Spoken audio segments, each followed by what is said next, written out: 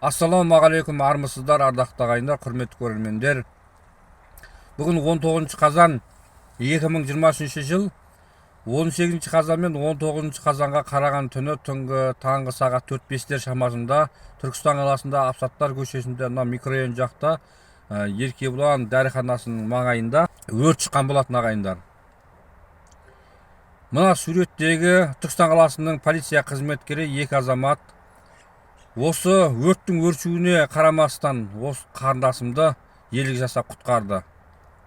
Бүгінгі видеоны шығарып жатқан себебім осы екі азаматқа қарындасымның өміріне араша түсіп себепкер болған, бүгінгі өрт сөндіруге қызмет еткен Түркістан қаласының өрт сөндіру қызметкерлері мен мына ерлік жасаған ер азаматтарға үлкен алғысымды айтайын деп бүгін видео шығарып отырмын ағайындар.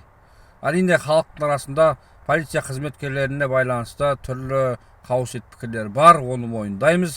Дегенмен осындай қызметіне, полиция қызметкерлерінің қызметіне мұқтаж болып жатқан жандарда, халықта жоқ емес. Мына осының дәлелі, міне осы екі азамат өрт сөндіру қызметкерлері келем дегенше барынша алдын алып, мына қарындасым мен жиенімді құтқаруға ат салысып ерлік жасаған жағдайды көргеннен кейін қалайша бұл жігіттерді мақтамайсың.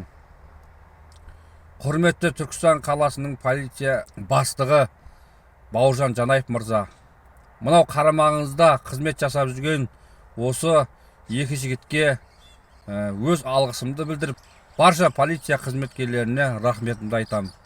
Қазір қарындасымда өзінің тілегін аудио запись ретінде айтып жібереді. Соны мына эфирге назарларыңызға ұсынсам.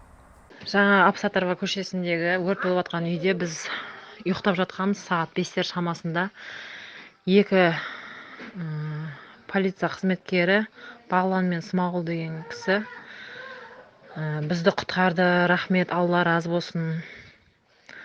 Міне көрермендер, осындай бір ер жігіттердің ерлігіне мың алғыс деп рахметімді айтайын деп бүгін видео шығарып отырмын. Жаратқан иеміз әрқашанда осындай өрттен, судан, газдан, жаман құбылыстардан, осындай апаттардан Алла тағалам өзі сақтасын. Әрине бұндай құбылыстар тілсіз адам баласына жау екендігі сөзсіз.